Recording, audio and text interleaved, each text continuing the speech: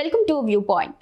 కిడ్నీలో రాళ్ళు అనేవి గట్టి గులకరాల లాంటి పదార్థాలు. ఇవి మూత్రంలో కొన్ని ఖనిజాలు అధిక స్థాయిలో ఉన్నప్పుడు మీ మూత్రపిండాల్లో ఒకటి రెండిటిలోనూ ఏర్పడతాయి. వీటి పరిమాణం ఆకారంలో మారుతూ ఉంటాయి. చిన్న ఇసుక రేణువు నుంచి బఠానీ అంత పెద్దగా కూడా ఉంటాయి.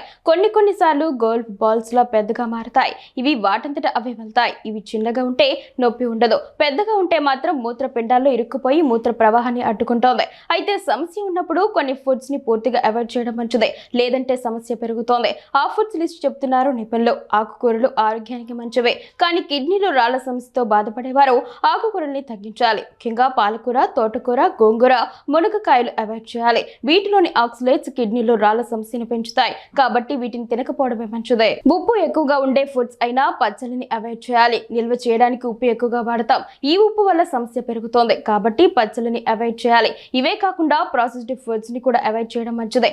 ఇందులోని కాల్షియం కారణంగా ఎక్కువగా కిడ్నీ స్టోన్స్ పెరుగుతాయి, కాబట్టి వీటిని తినకపోవడమే మంచిదే. ఇవే కాకుండా కాల్షియం సప్లిమెంట్స్ కూడా తగ్గించాలి.